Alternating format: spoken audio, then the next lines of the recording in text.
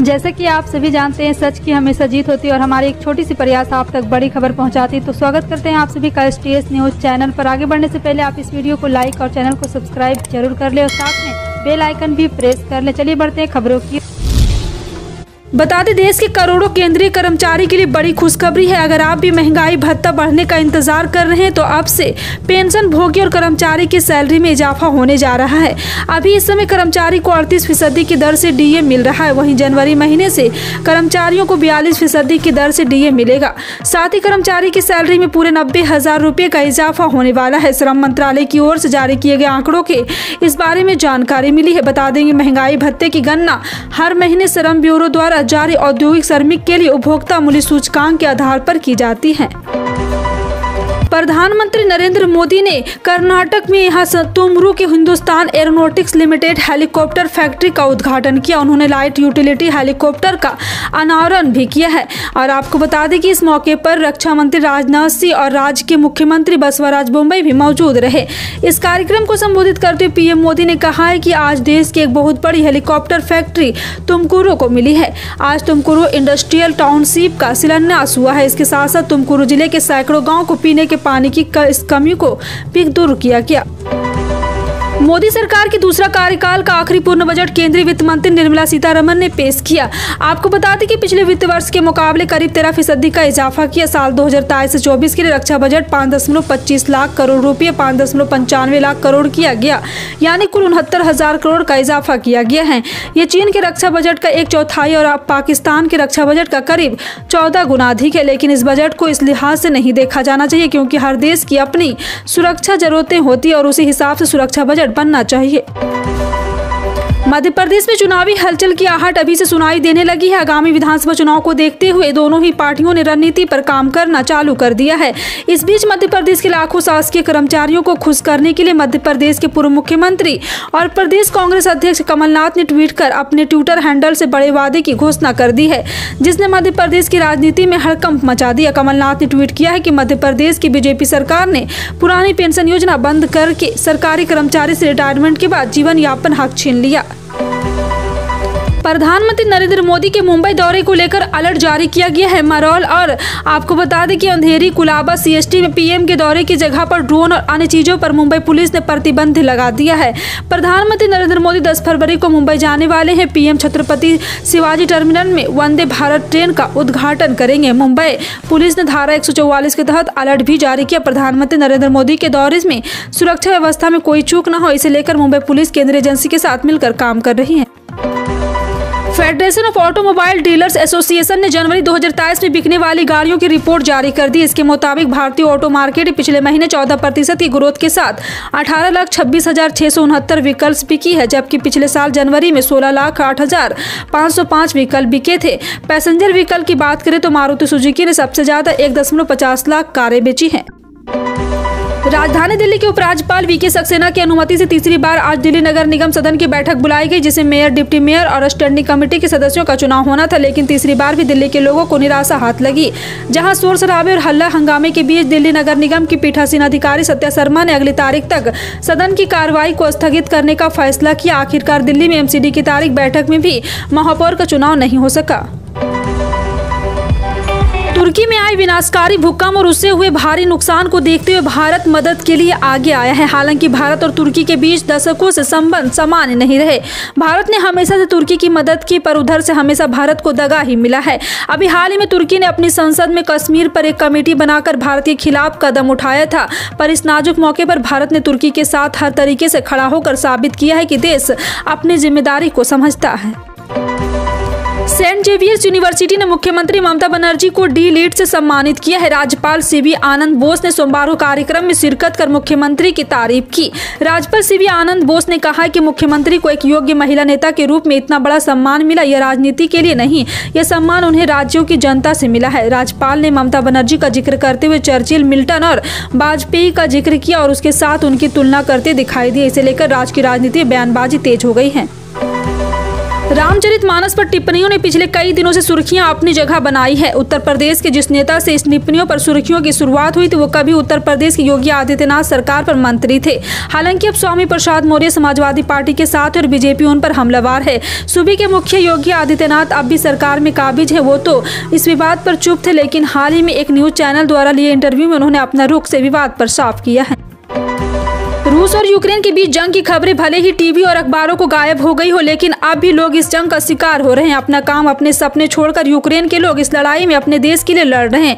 ऐसे ही एक प्रतिभाशाली एथलीट व्लादिमीर एंड्रोशचुक ने, जिन्होंने देश के लिए जान भी दे दी थी। 22 साल का एंड्रोशचुक डेडलॉ एथलीट थे। उन्होंने नेशनल स्तर पर काफी सफलता हासिल की। उनके पास मौका था कि वो अगले साल पेरिस में होने वाले ओलंपिक खेलों में हिस्सा ले, लेकिन ऐसा नहीं हो पाया।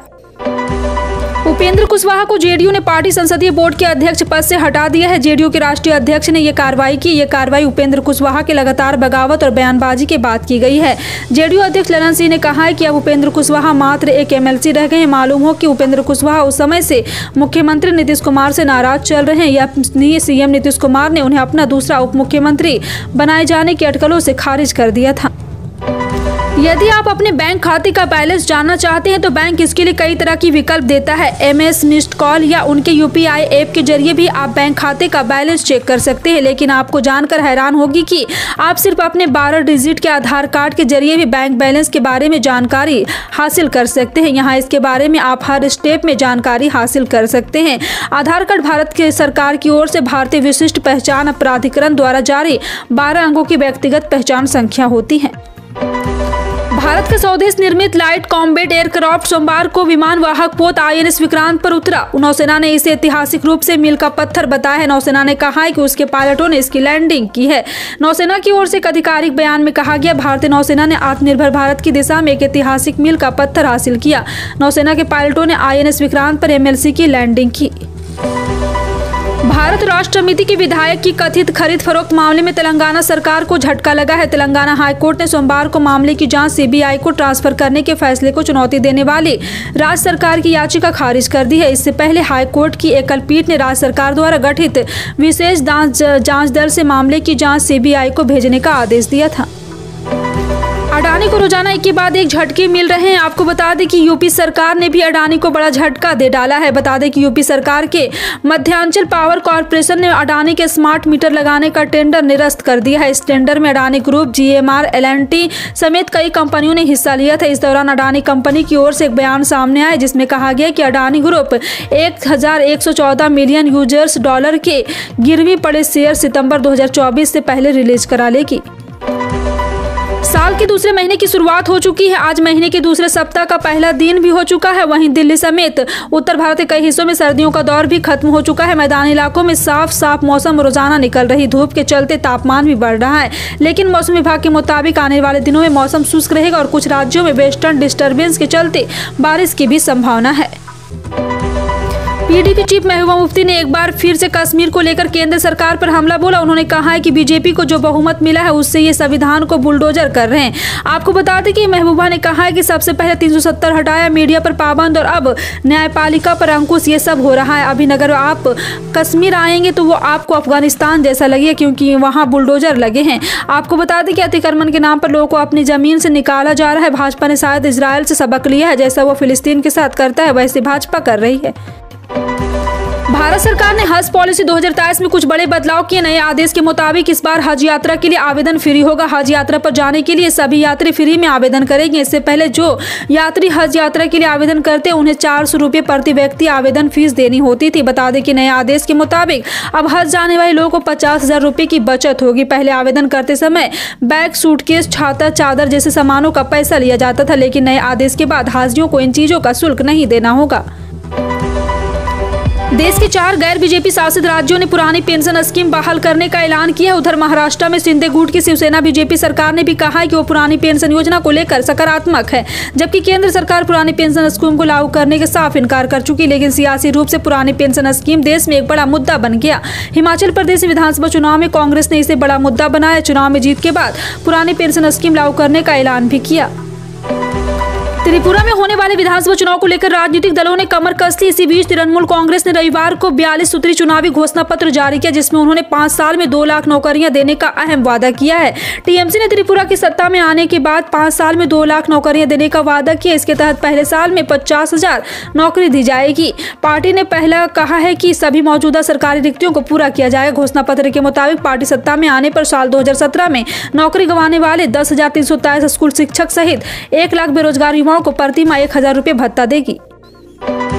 भारत में गरीबों के इलाज के लिए सरकार ने आयुष्मान भारत योजना चला रखी। सरकार की इस योजना के तहत गंभीर बीमारी के इलाज के लिए गरीबों के करीब 5 लाख रुपए दिए जाते हैं। सरकार की ओर से वित्त वर्ष 2018 के बजट में आयुष्मान भारत की घोषणा की गई थी। सरकार की इस योजना के तहत देश में 1 lakh health and wellness centre स्थापित करना एवं 10 करोड़ परिवार को 5 लाख रुपए प्रति वर्ष के स्वास्थ्य बीमा कवच को जोड़ना शामिल है। प्रधानमंत्री किसान सम्मान निधि योजना के लाभुकों के खाते में बहुत जल्द 13वीं किस्त आ सकती है। मीडिया रिपोर्ट में बताया गया कि फरवरी के महीने में ही पंजीकृत किसानों के खाते में प्रधानमंत्री नरेंद्र मोदी 2,000 रुपये की किस्त ट्रांसफर कर सकते हैं। झारखंड के किसानों के खाते में भी उसी दिन पैसे आ जाएंगे। झारखंड में 31,01,604 किसान पीएम किसान योजना के तहत पंजीकृत है। इनमें से 17,000 यहाँ पे भी 17,32,697 किसानों के खाते पिछले बार फंड ट्रांसफर किए गए थे। फिलहाल आपका इन सभी खबरों पर क्या कहना है, कमेंट सेक्शन में टाइप करके जरूर बताएं। इसी तरह की पल पल की अपडेट जानने के लिए जुड़े रहें आप अपने NTS न्यूज चैनल से। मिलते हैं अगली बड़ी खबर में, तब तक के लिए जय हिंद।